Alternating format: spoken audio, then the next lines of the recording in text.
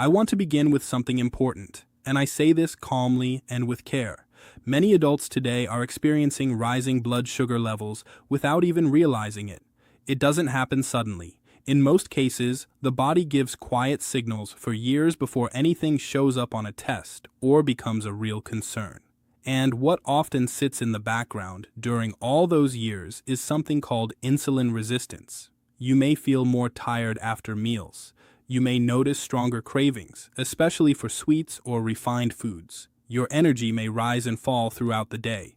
These are not random experiences. Very often, they are simply signs that the body is working harder than it should to manage glucose. I always like to remind people of this. The goal is not to fear carbohydrates or to make extreme changes overnight. The real goal is to help the body handle glucose in a calmer, more balanced way.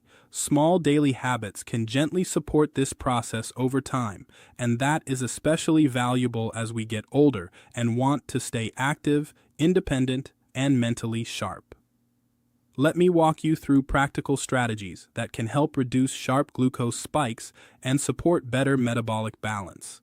These are not extreme methods. They are steady, realistic habits that can be started at any age. First, I strongly recommend building and maintaining muscle through gentle resistance activity. Muscle tissue is one of the main places where the body stores glucose. When muscles are active, they naturally take in glucose from the bloodstream more efficiently. This means the body does not have to rely as heavily on insulin.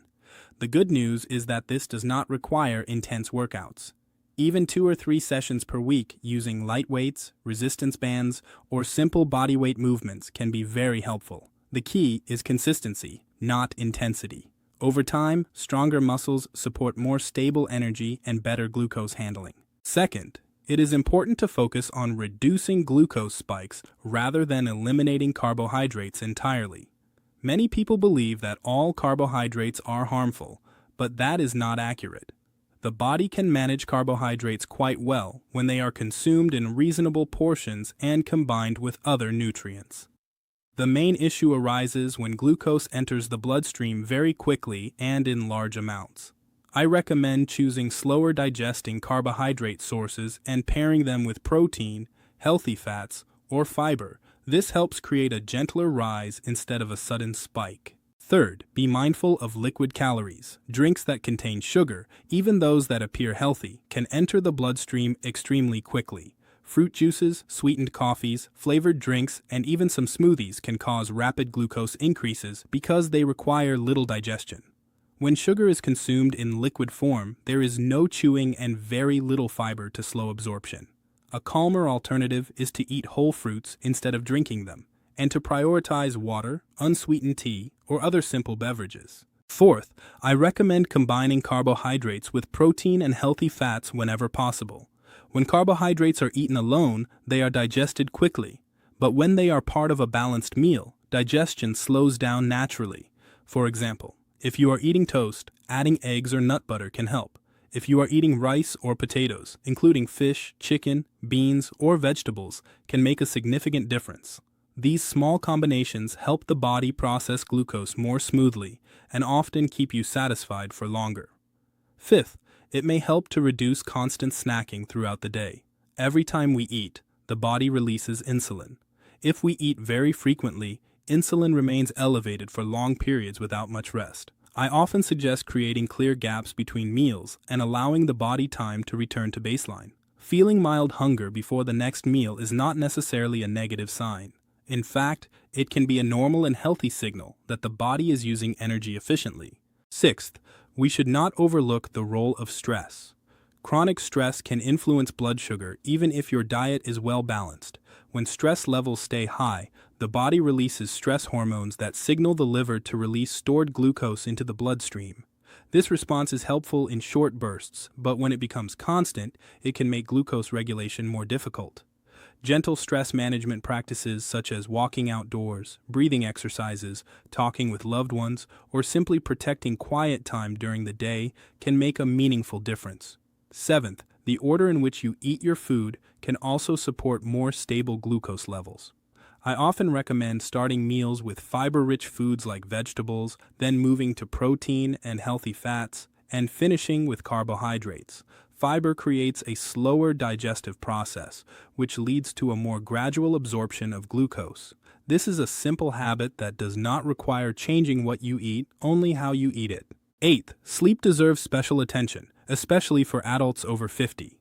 Even one night of poor sleep can make the body less responsive to insulin the next day. In addition, lack of sleep can increase cravings for sugary and highly processed foods. I recommend aiming for consistent sleep and wake times, a calm evening routine, and a dark, cool sleeping environment. Quality sleep supports hormonal balance, energy stability, and metabolic health. Ninth, it is wise to avoid what I like to call isolated sugars, meaning sweet foods eaten on an empty stomach or by themselves. When sugary foods are consumed alone, they are absorbed rapidly and can lead to sharper glucose fluctuations. If you choose to enjoy something sweet, I suggest having it after a balanced meal, rather than on its own. This slows absorption and creates a gentler response in the body. 10th, regular movement after meals is one of the simplest and most effective habits you can adopt. You do not need intense exercise. A calm 10 to 15-minute walk after eating allows your muscles to use glucose more efficiently. This gentle movement supports stable energy and helps the body manage post-meal glucose in a natural way. 11th, I encourage prioritizing whole, minimally processed foods whenever possible. Highly processed foods are often designed to be very easy to eat and digest quickly. This can lead to faster absorption of glucose and less satiety. Whole foods, on the other hand, usually contain natural fiber, require more chewing, and provide a steadier release of energy. Simple meals made from recognizable ingredients often support better long-term balance. 12th, increasing daily fiber intake can be extremely beneficial. Fiber slows digestion and supports a healthier gut environment. Vegetables, legumes, oats, berries, and nuts are all excellent sources. Including fiber at each meal does not need to be complicated. Even small additions, like a side of vegetables or a handful of berries, can gradually improve overall balance. 13th, consider aligning your eating schedule with your natural daily rhythm.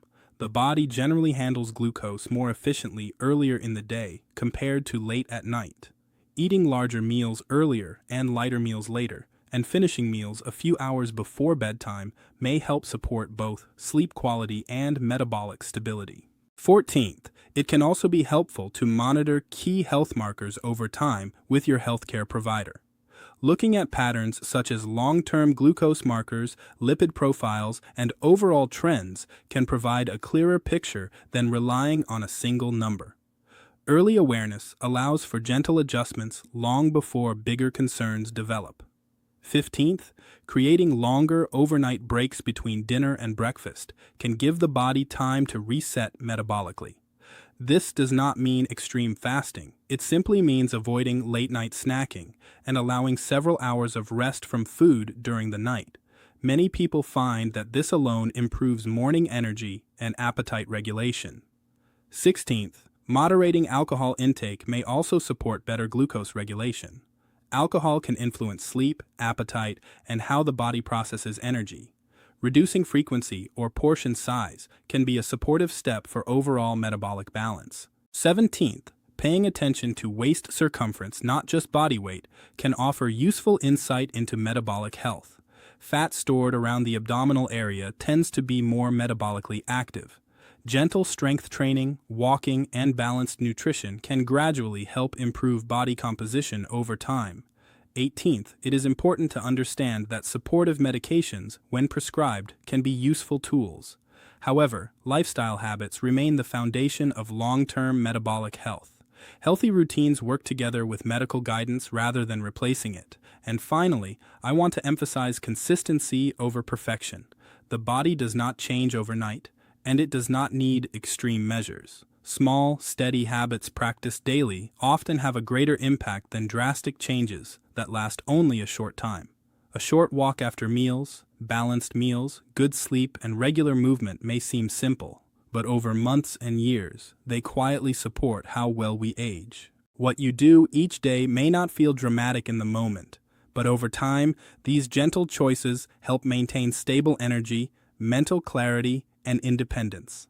And in later years, those quiet daily habits can make a remarkable difference in how strong, active, and capable you continue to feel.